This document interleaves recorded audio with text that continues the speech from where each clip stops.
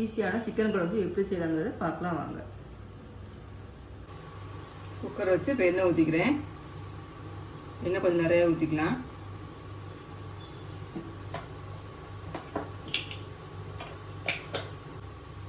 எண்ணெய் நல்லா சூடாகிடுச்சு. 2 பெரிய வெங்காயமும் ஒரு பச்சை மிளகாய் கட் பண்ணி வச்சுருக்கேன், அதை இப்போ போட்டுக்கிறேன்.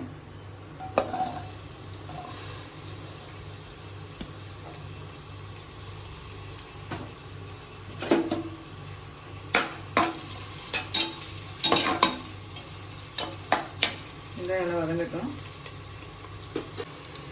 வெங்காயம் இந்த அளவுக்கு நல்ல பொண்ணுலாம் வந்துருச்சு. இப்போ இஞ்சி பூண்டு பேஸ்ட் வந்து சேர்த்துக்கிறேன்.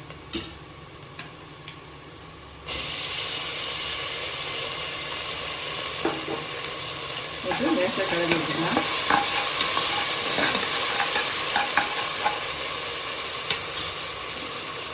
அதுக்கடுத்து ஒரு தக்காளியை வந்து நான் அரைச்சி வச்சுருக்கேன்.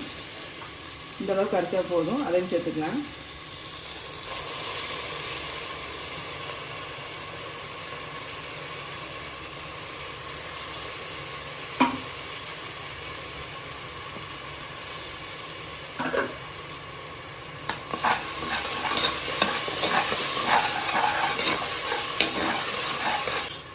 கொஞ்சோண்டு கருவேப்பிலை போட்டுக்கலாம்.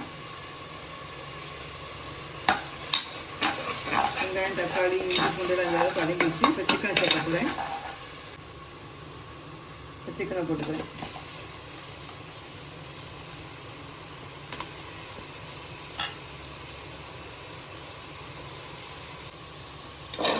சிக்கனை வந்து இந்த எண்ணெயிலே லேசாக புரட்டி எடுக்கணும்.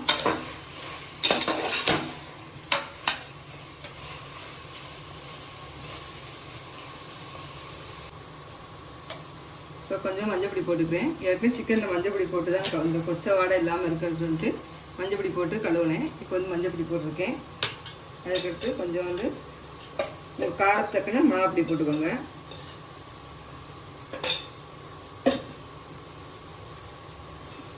மல்லித்தூள் வந்து 1 ஸ்பூன் போட்டுக்கிறேன்.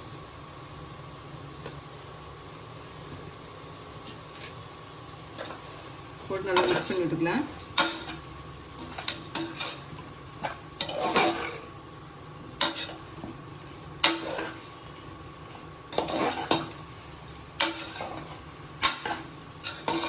கொஞ்சமாக கரம் மசாலா பொடி போட்டுக்கலாம்.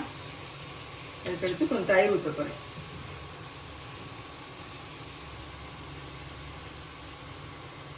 மிக்ஸ் பண்ணி எடுக்கிறேன். இப்போ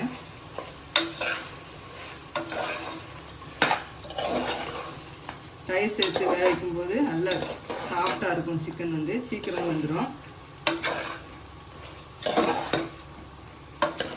சிக்கன் தக்கன உப்பு போடலாம்.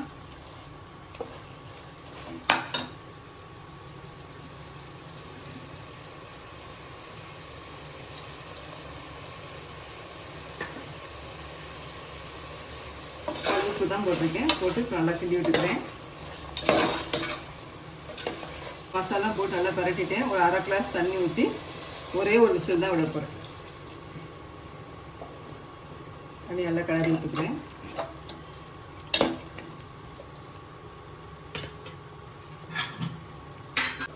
குக்கர் மூடி ஒரு விசில் விட போகிறேன்.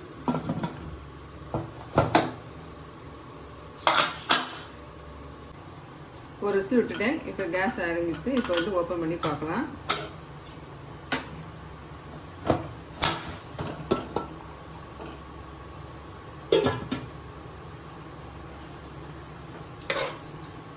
இதெல்லாம் கொஞ்சம் தண்ணியாக இருக்குது. உங்களுக்கு இப்படியே வேணால் வச்சுக்கலாம். இல்லை கொஞ்சம் ட்ரையாக வேணுன்னா கொஞ்சம் நேரம் அடுப்பில் வந்து வச்சு ஒரு 5 நிமிஷம் வச்சுருந்தா சரியாக இருக்கும். சிக்கன் நல்லா வந்துருச்சு. சாஃப்டாக வந்திருக்கு.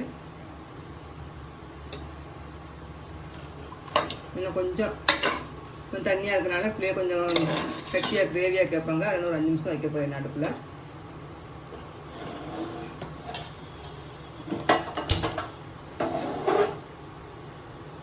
கொஞ்சம் மல்லி இலை போட்டு இறக்கிடலாம்.